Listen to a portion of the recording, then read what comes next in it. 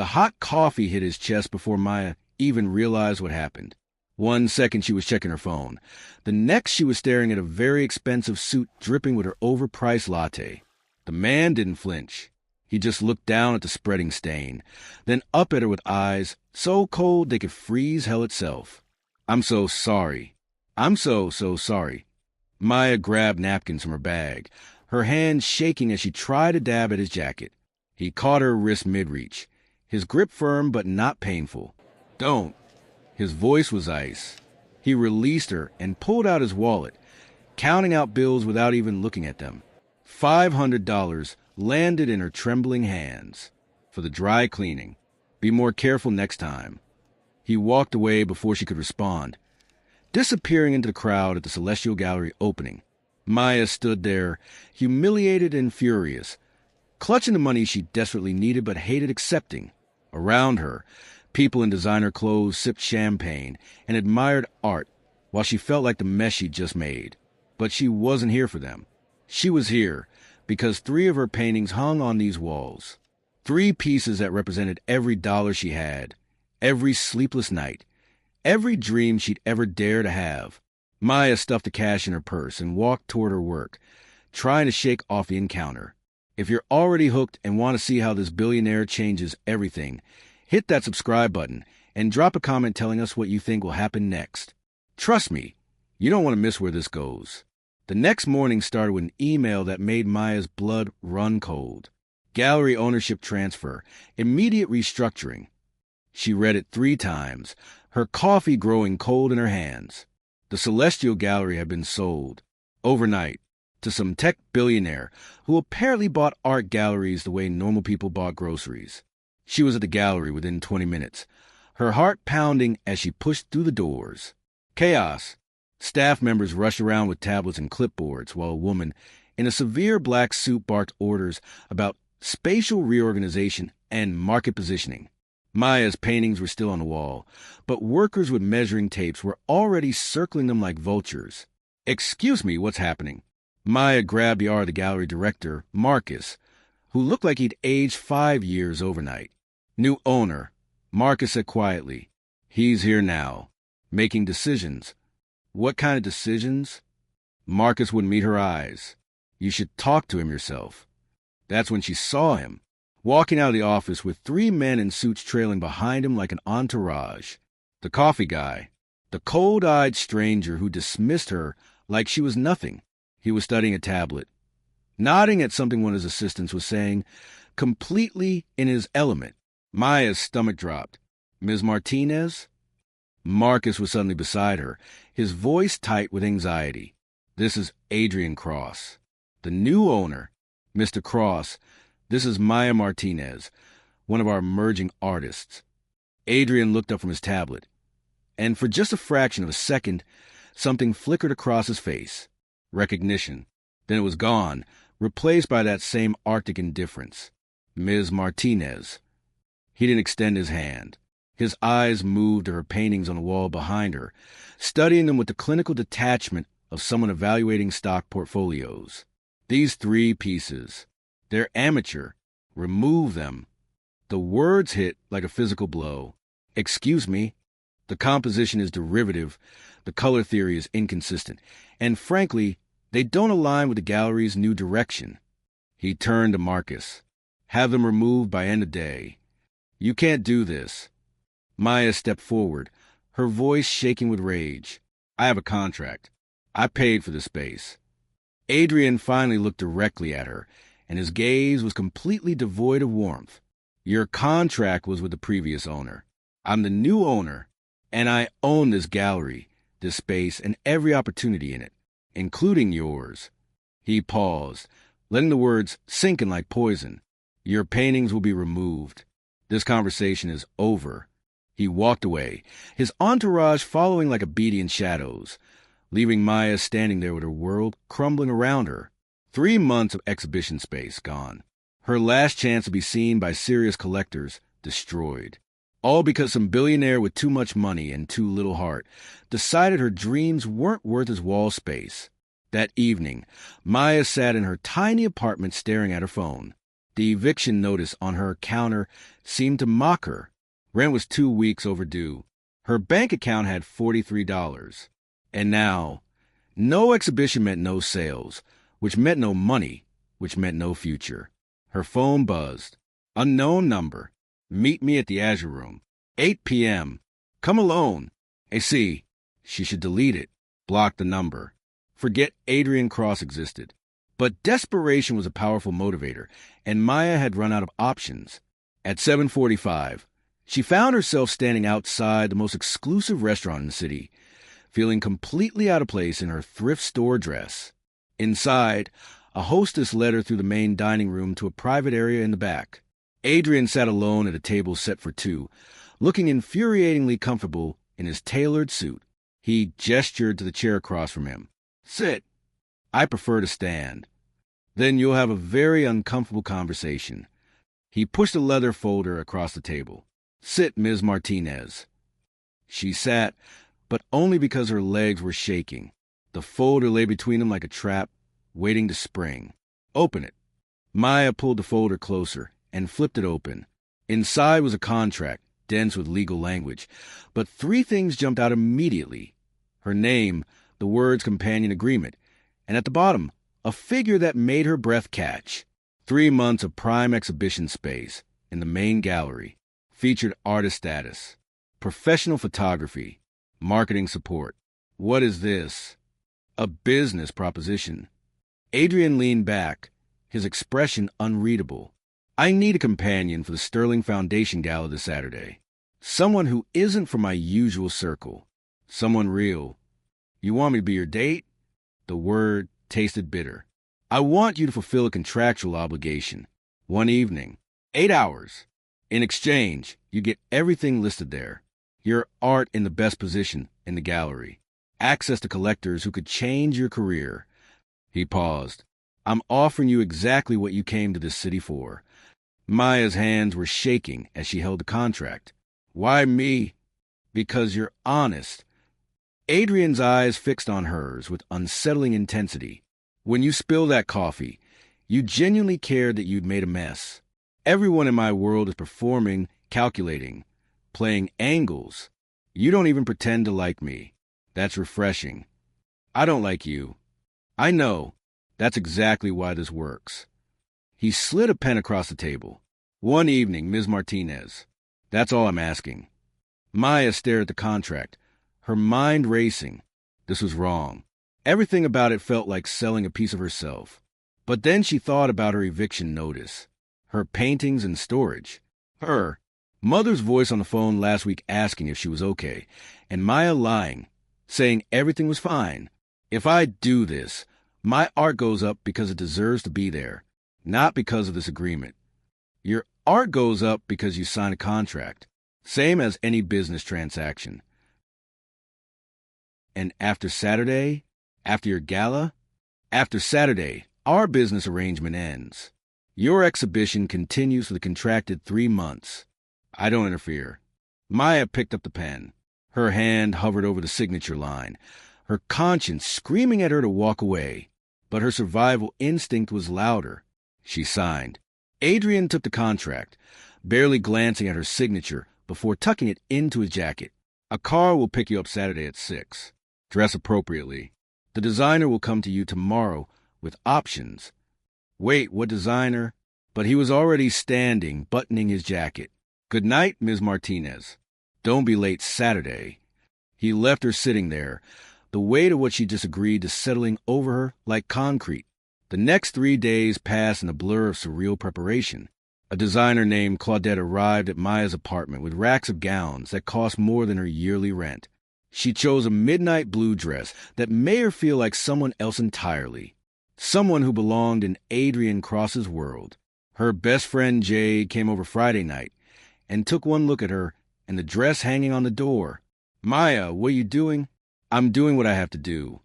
Billionaires don't do favors, babe. They collect things. Is that what you want to be? Part of his collection? Maya turned away from her friend's worried eyes. "It's one night. I can handle one night." But Saturday evening, when the Rolls Royce pulled up to her building, Maya wasn't sure she could handle anything. She slid into the leather interior, her heart hammering. Adrian was already inside, looking devastating in a black tuxedo. His eyes swept over her, and for the first time since they'd met, his expression shifted. Something warm flickered there before he caught himself. "You look perfect. You look expensive." The corner of his mouth twitched. Almost a smile. "The gala will be overwhelming. Stay close to me. Don't engage with anyone unless I introduce you first. So I'm arm candy with rules." "Great. You're an investment I'm protecting." He handed her a small box. Inside was a diamond bracelet that probably cost more than her car. "Wear this." "I don't want." "It's not a gift. It's part of the costume." His voice was firm. "Tonight, you're playing a role. So am I." The Sterling Foundation Gala was everything Maya expected and worse. Crystal chandeliers, ice sculptures, champagne fountains, and people dripping in jewelry and judgment. Adrian transformed the moment they entered. His cold demeanor became warm charm. He laughed at jokes that weren't funny. He touched shoulders and shook hands with the ease of someone who'd been doing this his entire life. And he presented Maya like a prize. "This is Maya Martinez, an emerging artist I'm investing in." Over and over, the same introduction. She smiled until her face hurt, nodded at the right times, played her part. Then Victoria Kane appeared. The art critic was legendary in the city, known for making or breaking careers with single review. She looked at Maya with the disdain of someone examining something unpleasant on their shoe. Adrian Cross investing in unknown talent? How charitable. Victoria's smile was sharp as a blade. Or is this a different kind of investment? The implication hung in the air like poison. Maya felt her face burning. But before she could respond, Adrian was already moving away, drawn into conversation with a Japanese businessman about some tech merger. He left her standing there with Victoria's knowing smirk. Maya escaped to the balcony, her hands gripping the railing so hard her knuckles turned white. The city sprawled below her, millions of lights in the darkness. She felt sick, used, stupid for thinking this was anything other than what Victoria suggested. "You shouldn't run off." Adrian's voice came from behind her. "I shouldn't have come at all." Maya didn't turn around. "Is this about Victoria? She's bitter. Ignore her. You didn't defend me." Now she turned, anger overriding her hurt. "You just walked away. Like I was exactly what she said. A transaction. A charity case. Something you bought. I'm giving you an opportunity." "No." Her voice cracked. "You're buying me, just like you buy everything else. This dress, this bracelet, my time, my art, all of it. You saw something you wanted, and you purchased it. I'm just another item in your collection." She started to take off the bracelet. Adrian caught her hands, and for the first time, she saw something real in his eyes. Something broken. "Wait, please." The words sounded foreign in his mouth. Vulnerable. He released her hands and sat down on the balcony bench, suddenly looking exhausted. 3 years ago, I lost my sister." Maya's anger stuttered. "What?" Her name was Sarah. She was an artist. Like you. He pulled out his phone with shaking hands, showing Maya a gallery of paintings. They were beautiful, raw, full of emotion that reminded her of her own work. She applied to every gallery in the city. Every single one rejected her, said her work was too emotional, too unrefined, not commercial enough. His voice broke on the last words. She gave up painting, got a corporate job, tried to be practical. 6 months later, He couldn't finish the sentence. He didn't need to. Maya sat down beside him, her anger dissolving into something else, something that hurt worse. "When I saw your work at the gallery, I saw hers. That same fire, that same refusal to compromise your vision for what the market wants. I couldn't." He looked at her, and she saw tears he was fighting to hold back. "I couldn't let another artist's light get snuffed out by a world that doesn't see value until it's too late." "Then why were you so cruel?" "At the gallery?" Adrian laughed bitterly. "Because I don't know how to do this any other way. I don't know how to care about something without controlling it, without contracts and leverage and armor." He gestured to the gala behind them. This is all armor. The suits, the deals, the distance. If I don't control everything, I'll fall apart. They sat in silence, the sounds of the party muffled behind them. Maya's entire perception shifted. The cold billionaire was just a man drowning in grief and guilt. Try to save someone who looked like his sister. You think you own me, she said softly. But Adrian, you're the first person in years who doesn't want anything from me except to see me succeed. He looked at her, confused. Every other gallery wanted me to change my style, wanted me to paint what sells. You saw what I actually made and wanted to preserve it. She touched his hand carefully. That's not ownership. That's respect. I don't deserve your kindness. Maybe not, but I'm giving it anyway. They talked for an hour on that balcony. Real conversation, no pretense, no performance. Adrian told her about growing up with too much money and not enough love, about building his company to prove he was more than his father's money, about the loneliness of having everything and no one to share it with. Maya told him about growing up poor, about her mother working 3 jobs to keep them fed, about her first paintbrush, stolen from a school art class, about every rejection and closed door and night. She cried herself to sleep, wondering if she was delusional to think she could make it. You're not delusional, Adrian said. You're extraordinary. The moment stretched between them, charged with something neither of them expected. He leaned closer, and Maya's breath caught. And then, Adrian, we have a problem. His business partner, Marcus, appeared in the doorway. The Zhao deal is falling apart. I need you, now. Adrian stood reluctantly. I'm sorry. This will take 20 minutes. Wait for me. Maya nodded, and he disappeared inside. She sat alone on the balcony, her mind reeling. Everything she thought about him was wrong. Or maybe everything was more complicated than wrong or right. Victoria found her 5 minutes later. Still here? How tenacious.